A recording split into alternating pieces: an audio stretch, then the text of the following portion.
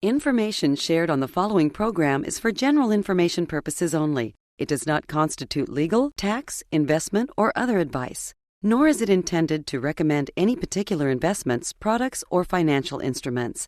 Always seek advice from your financial advisor, attorney, or accountant with regard to investment, legal, or tax questions. Charlie always says, all I want to know is where I'm going to die, so I'll never go there. Welcome to the only show in the country dedicated to helping savers worry less about money, the Worry-Free Retirement, with your host, nationally recognized retirement specialist and six-time author and fiduciary, Tony Walker.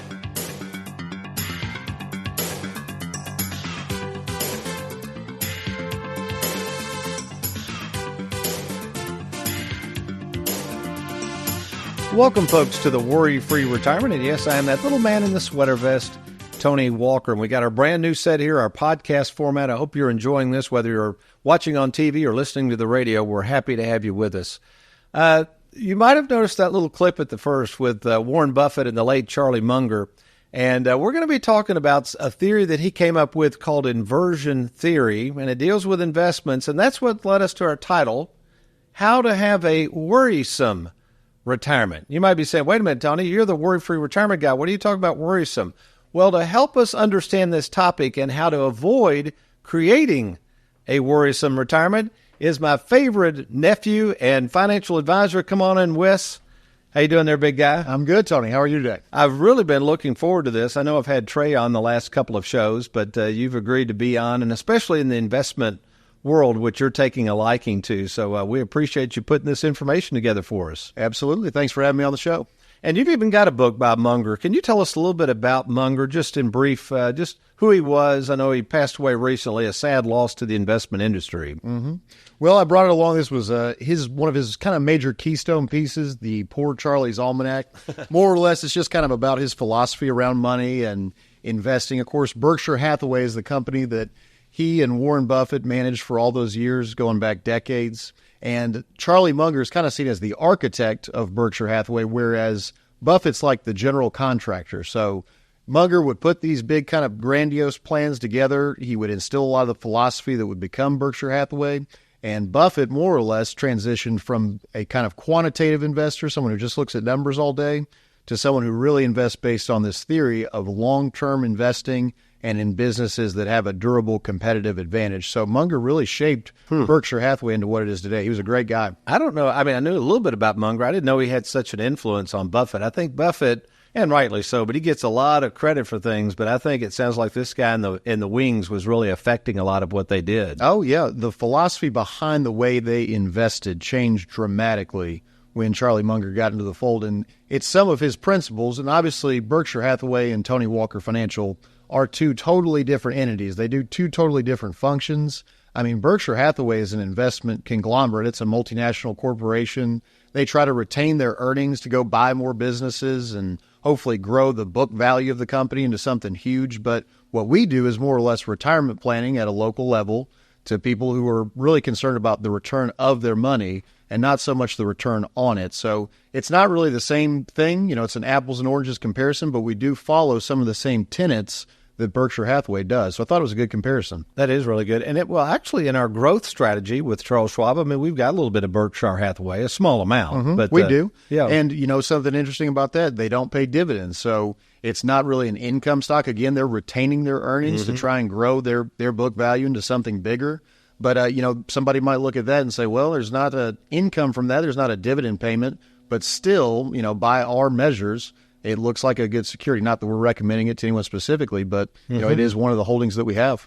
And speaking of holdings, I noticed as we record this show at the end of May 2024, they got a lot of cash right now sitting on the sidelines. What are your thoughts on that? Well, that's kind of their financial fortress sort of deal. They want to have a lot of liquid dry powder to go make a big acquisition if they need to, if the market comes up and gives them a deal that they can go after. They want to have the cash available. And a lot of times people see that as almost a bellwether for the market. How much cash does Berkshire Hathaway have? Not making any market calls, not saying the market's overvalued, but Berkshire Hathaway sure does have a lot of dry powder to go out and buy things if they get cheaper. That's good. So let's get back to this worrisome retirement. And You gave me some notes here. Charlie Munger had something, I don't know if he came up with it, but investing with the inversion theory. First of all, explain what that is. Yeah, so, Munger, I think he came up with this idea of inversion back when he was a weather forecaster in World War II.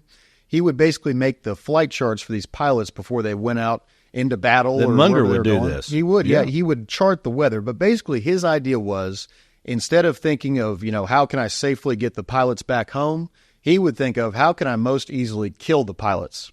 So inverting kind of thinking worst case scenario, what would kill them? Yeah, just inverting that idea of let's get them home safely into let's try and kill them and then work backward from there. So if we know that the weather is going to be really tumultuous through some sort of area, let's keep them away from there. If we know that the fuel is going to run out, if they go X number of miles out into the ocean, let's not take them out that far. Just that sort of stuff. And I think we can apply it to retirement planning. I think that's where we get our title, how to have a worrisome retirement. We're trying to keep them from getting into trouble. Right? Exactly. You're going to share that later. In fact, folks, we've got so much information on this, we're probably not going to be able to cover it. We'll have part 2 next week. Okay, and then this Abraham Wald fella that you mentioned. Okay, where does he come into all this inversion theory? What does he have to do with anything? We've got a host of characters here. We've got a couple different people we want to bring up. But yeah, so Charlie Munger, he's a weatherman during World War II. He's forecasting. This Wald fellow, he was actually a mathematician. He was from Hungary. And his main focus was when the planes would return. So again, pilots, but when they would return the planes back, he would take a look at the planes and try to decide where to put more reinforcements in the planes, where to bolster and add more protection for the pilots. What a lot of people, when the planes would come back, they take a look at all the bullet holes and see where the planes had been shot at, and they'd say, okay, we probably need to reinforce those areas. Well, Wald, using inversion theory, thought, it seems like the planes that aren't coming back, wonder if we ought to reinforce the areas that they got shot in. So rather than reinforcing the planes that had come back, in one piece, instead he would think of, well, what are the spots on this plane that had gotten hit and didn't make it back? And that makes so much sense. Again, folks, this is not a aviation show, this is a retirement planning show, but some of these theories and philosophies are grounded in what we do. Tony Walker Financial, we're more about protecting, steering people away from potential problems. And I think what you did, Wes, and again, we'll probably cover all of these between now and next week, you listed some things here. How did you title this? Basically, steps to live a worrisome retirement. So let's kind of follow along with Wald's theory and kind of see what's happening with people that just maybe unintentionally or intentionally sometimes create a worrisome retirement when they don't have to. I came up with a few tips. So obviously not recommending that you do any of these, but this is some things you could do if you did want to, have a worrisome retirement and not sleep so easy at night. The first one I came up with was go into retirement with the same investments that got you there. So, this is kind of a nod to target date funds. Frankly, that's most of what people have in their 401ks, 403bs, retirement plans. And let me interrupt you. What is really the problem with target date funds? Do you think it's that because they pick these dates that people get lulled into thinking I'm protected and it'll work out perfectly if I retire in 2032 or whatever it is? Well, it seems so clean when you look at the number. You say, okay, I'm going to retire in 2020. I just use that as an example. But I'm going to retire in 2020, so I'll buy the target date fund for 2020. It should be smooth sailing. The problem is, though, there's still risk to the investments inside of that target date fund, even if it's supposed to be more conservative as you get closer to your retirement date. Yeah, in fact, they went down. What year was it? What have you got there? This is a 2020 target date fund in 2022 was down about 15%.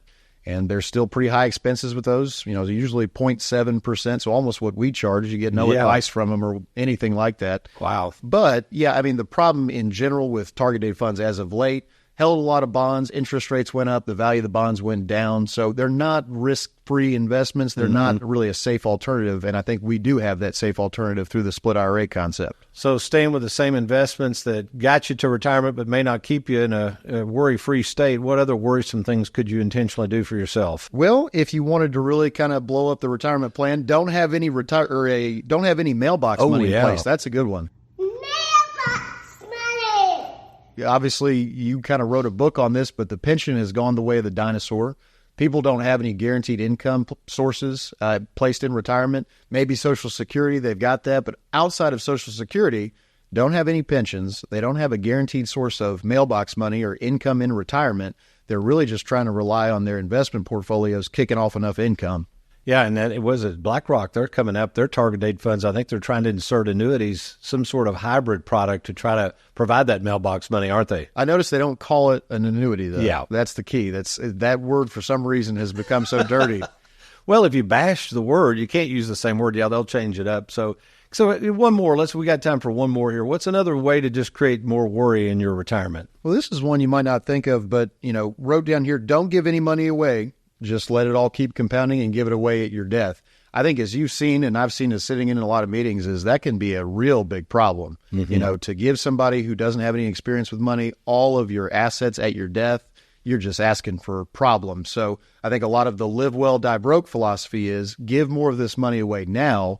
You can see people use it, see how they use it, and then that might be kind of your note to give them more. It helps you judge how they'll act with the money. Oh, and I've seen that play out. So true, Wes. Wes, we're out of time. I promise you we're going to pick it up next week, folks, and finish out these how to create a worrisome retirement. And, of course, we're going to show you how to be worry-free. We'll be right back.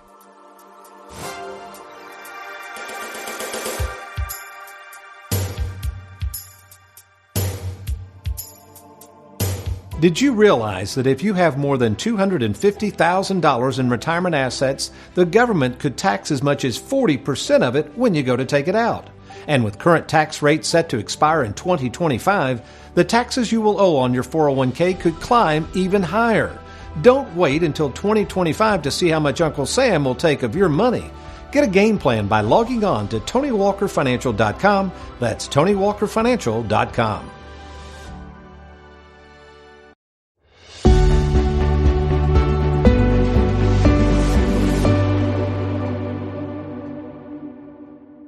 Our client spotlight today shines brightly on Ron and Diana Foster, and welcome to the studios here at Worry Free Productions. Thank you for joining us. Thank you, Tony. Tell us a little bit about the process you went through in finding an advisor and the number of years. Actually, you said you've kind of been considering this. We found you on the television, watched it a couple times, and we found ourselves kind of learning as we go, and it was interesting. So the more we watched, the more we learned. And at some point, after talking to several financial groups and investors, Ron said, we need to make some decisions. He wasn't comfortable with who we already spoke with. So he said, why don't we contact that Tony Walker guy we've been watching on TV? The little man in the sweater vest, yeah. right? Yeah. So, what did prompt you? Because now you obviously just retired. What was it about Tony Walker Financial that finally put the decision in your hands to say, let's do this? Well, as Diana said, the who we talked to before wasn't really a good fit, and we felt coming here that we felt like this was our home.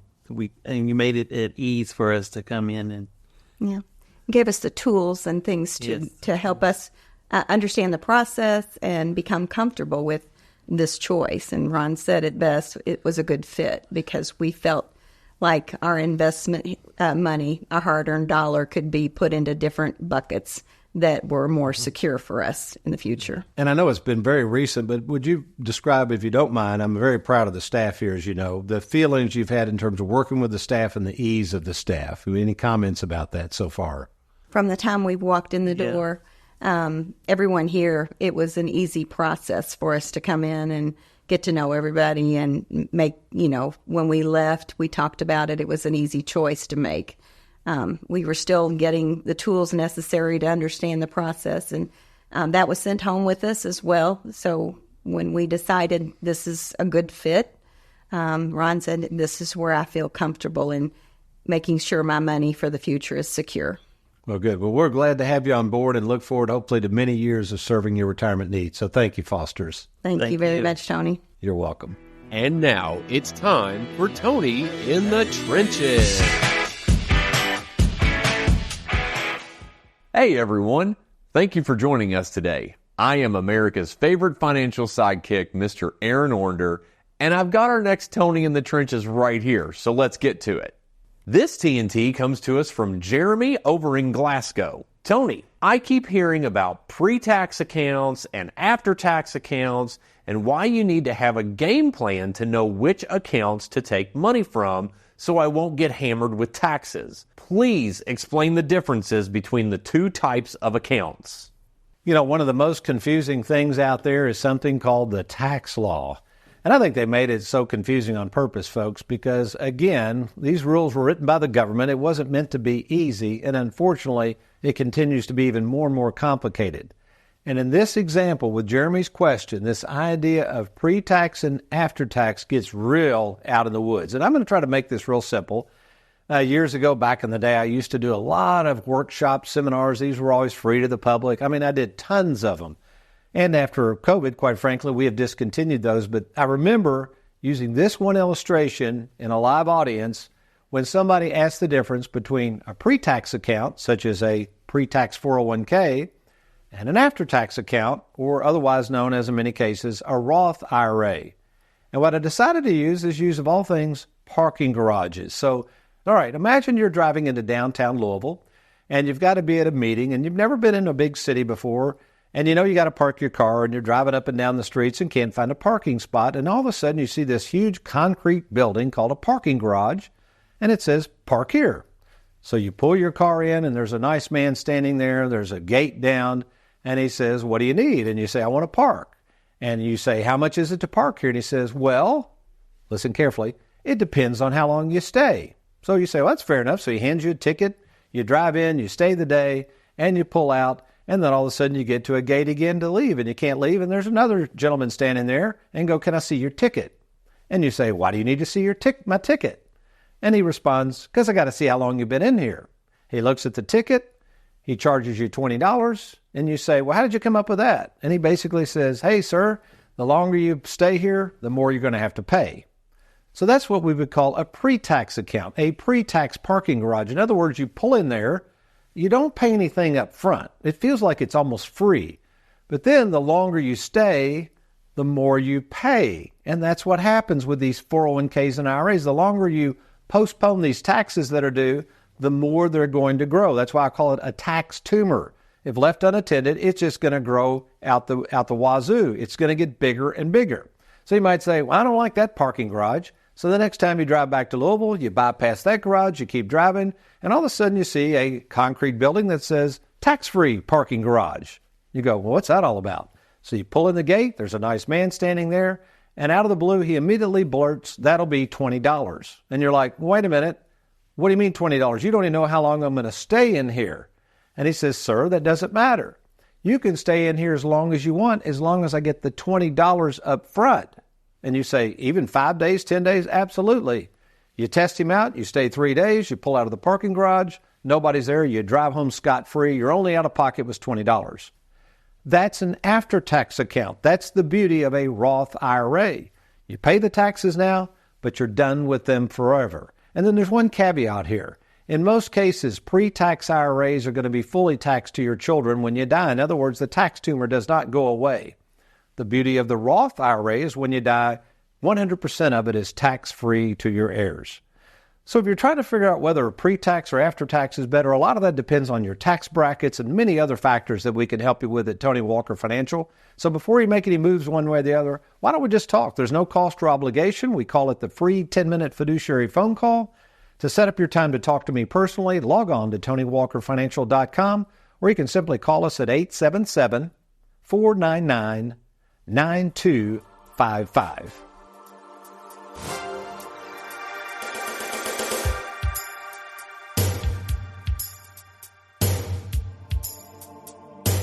Having worked in the retirement planning field for 40 years, I know it's not just about how much money you've saved for retirement, but making sure you one day don't run out of money. That's where mailbox money comes in. Mailbox money! A reliable, lifelong income, much like the pension plans from the past. If you're interested in turning your 401k into mailbox money, let's talk. Just set up your free 10-minute phone call with myself at TonyWalkerFinancial.com. That's TonyWalkerFinancial.com.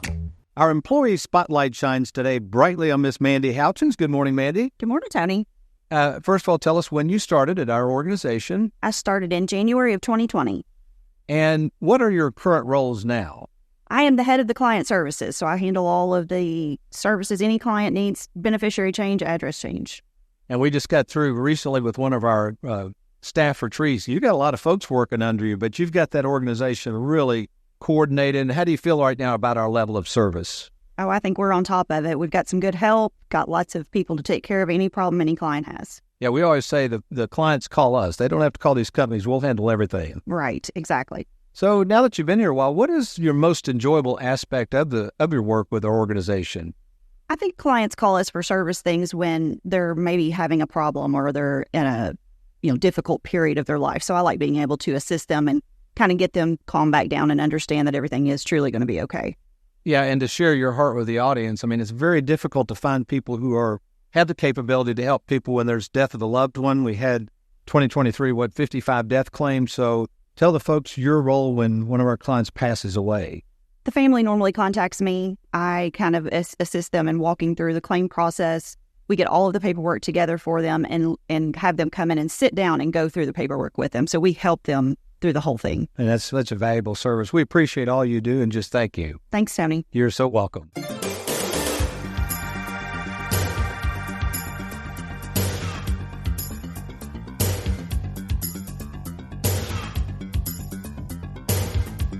Welcome back to the Worry-Free Retirement. Financial advisor Tony Walker here, along with fellow fiduciary, my favorite nephew, Mr. Wes Walker, and enjoying this talk we're having on inversion theory and about Charlie Munger, who passed away. When did he pass? Do you remember the date? It was last year. I don't remember exactly when. It's been the last several months. And he was 99 when he passed, so I mean, he made it a good little while. Wow. And he was sharp. I saw some YouTube videos. In fact, Derek, play this quick quip of him and Warren Buffett. This is pretty good. It's just, they used to sit around, you can call up YouTube and catch these. These are wonderful, where him and Warren Buffett would just talk and the wisdom these guys would have. So let her roll. It's probably, in a sense, it's more interesting to look at why people with high IQs don't succeed and then sort of cast out those factors and see if you can cast them out in yourself and leave a residual that will work.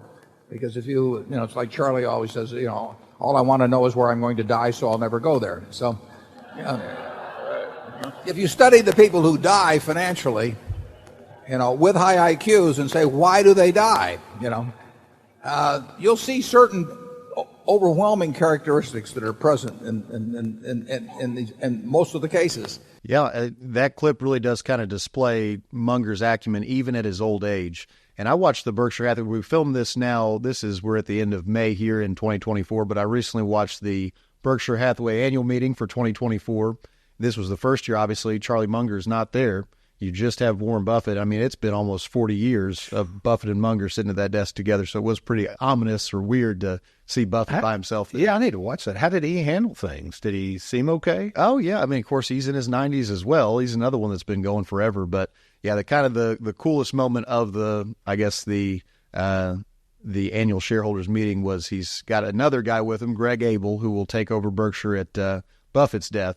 But he's sitting there with him, and he looks over and he says, "Anything to add, Charlie?" Oh, wait, no, Charlie's not here anymore. So I mean, it's kind of a cool, yeah. Yeah, I'm wondering, I see this scene playing out here at Tony Walker Financial. Of course, I've got Heather in place to take over for me, you and Trey coming up. And I feel like we've got this place positioned. I mean, I can't do this forever. But we've got to do, maybe we could get Aaron and Derek. We could do like some sort of recreation. We could do a time warp with me at 99 and you and Trey sitting there. And what would be funny is if I'm just a babbling idiot. And, unlike Munger, who had his senses, and you guys are like, oh, my gosh, we got to get him out of here. Yeah, turn down the volume on his mic. Don't let him. Oh, gosh. So I think what we need to do, too, at this point, Wes, the audience is probably wondering a little bit about you. We're hearing more and more about you. You've been with us how long at Tony Walker Financial now? Yeah, so 4.5 years or so. Be 5 at the end of December. So yeah, and again, folks, his name is Wes, not Russ. He's not my son. He's my nephew. He's my brother's son. But I will say, and I've told you this 100 times, the job you're doing is far exceeded my expectations, just because I took a chance, and I knew I tell you where I knew that you were disciplined when you used to do your catching back in high school and how you stayed with stuff. I said, I think if he latches onto this, and assuming you enjoy it, I think you're going to do great. So speak to the role you're playing in the investment department, the Charles Schwab department we have created here, and kind of what's gone on this last 4 years and where we are today, if you want to kind of back up and then fast forward. Yeah. So, first of all, appreciate you taking a chance on me. It's been great thus far, so I've loved every minute of it. But yeah, my role in the organization, obviously I am a financial advisor, a fiduciary, so I meet with clients on a one-on-one basis and go through game plans and all that sort of stuff. But mainly my focus is more toward the investment side of our business. So it has to do with managing our strategies. We have 3 strategies in-house that we manage, as well as looking at people's holdings from other institutions. So when they bring money over to us, we really need to kind of look into those holdings and see, what do we recommend keeping? What do we recommend getting out of? What are the costs to do so? How do these investments fit into the game plan, and should they be changed? So that's a lot of what I do on a day-to-day basis. It involves taxes. So a lot of times if somebody's made a lot of money, might not want to sell something, incur a bunch of capital gains taxes, and it also involves risk. So yeah, these investments might have performed really well thus far, but if we continue to hang on to these, their downside risk could be still pretty high. People may not be comfortable with that. So again, it's a total plan. We're looking at the entirety of their assets, the entirety of their game plan. But when I drill down into my area, it is pretty focused on the investments, stocks, bonds, mutual funds, and less so on the annuity contracts, although I can know my way around those too. Yeah, and that's fine, because we got plenty of folks on the annuity side. And I think we've got over 2,400 accounts with Schwab, and 260 to 270 million now. I mean, yeah, it's become its own department, and that's fine. And I'm glad you're focusing on the investments. We need that. And speak briefly to this idea of how sometimes we see people that have moved over willy-nilly, maybe brokers have just sold stuff carte blanche, and these huge tax ramifications, and that we really do, especially if we're moving large accounts over, especially if they're non-qualified, which gets into taxes, the painstaking process we go through to make sure we don't just create all these gains all of a sudden. So yeah, it can be a real nightmare, and it's something that people don't really expect. I mean, on paper, you've got all this money, you want to be able to use it, but the thing standing between you and that money is Uncle Sam paying the taxes on it. How do we do it in the most tax-effective way? I think is part of the value that we add as one of our services. So that's big. And the other thing, too, is a lot of people don't understand what they have. In particular, I've seen some alternative investments come through from recent clients that have come over. A lot of particular REITs that are hard to get out of. They can be really restrictive as far as getting the money out. So working with people on what are their options there, and sometimes, I hate to say it like this, but cleaning up messes from prior institutions. Yeah, it is a problem. Let's speak a little bit to what you're doing. You were doing a lot of trading, and Shannon Ross, who kind of helped launch Schwab when I reintroduced it in 2017. Speak to just the folks in the Schwab department, starting with Shannon and then the other folks that you interact with on a regular basis here. They're about as good as it gets. So obviously, Shannon kind of oversees the trading now at this point, distribution requests. We have hundreds sometimes a week, don't we? With as many clients as we have, there's a lot of different just transactional work. And usually there's no cost to the clients as we're making these trades, right? Yeah. There's not any cost to get them the money and anything like that. So obviously, Shannon Ross does a great job on the trading side as well as getting those distribution requests fulfilled. Also in Schwab, we've got Juanita Jackson, who helps with all of our account openings. If there's any sort of transfers or, big movements as it relates to the game plan, she's handling those. And then Craig Davis, also in our Louisville office here in the Schwab department, he works on a lot of the rollover calls, so actually moving money from one institution over to Charles Schwab if we're doing that. So there's a crackjack team over at in the Schwab department here. And even Beth, although she's in the onboarding department, she's been helping out a lot. She would be the one, if you're out there and you say, hey, folks, you've met with me or Wes or Trey or Heather, and you're like, I want to move forward. Well, Beth Wisman's going to do the onboarding, and she's very efficient with that. So we're trying to make it so efficient so it's easy on the client to get that money moved over to Tony Walker Financial. And I appreciate you making all these hires, too. It really does free up my time to focus on the portfolios, which is my ultimate goal, to try and get them to, perform best as possible, look at people's individual accounts, to do more of that stuff with clients. It does free up a lot of my time. So we've got a great staff. And speaking of time, as we conclude, tell everybody a little bit about this, speaking of arduous task, but the CFA, real quickly, what that is and where are you in that process? Yeah, so recently took level 2. There's 3 levels to it. I can't call myself a charter holder yet. I don't. Chartered Financial Analyst is what CFA stands for. Stands for Chartered Financial Analyst. They're kind of seen as the gold standard of investment for training portfolio managers and so forth. So, yeah, I've been following that along. I've recently took the level 2 exam. We'll see how I do. All right, man. And just keep on pushing it down the road. Well, Wes, appreciate your efforts, and thanks for being on the show. Thanks for having me. You're welcome. Folks, that's all the time we have. Remember, go to TonyWalkerFinancial.com, TonyWalkerFinancial.com. We can be of help, or if you want to set up that free 10-minute phone call to discuss your situation, or give us a call anytime at 877-499-9255.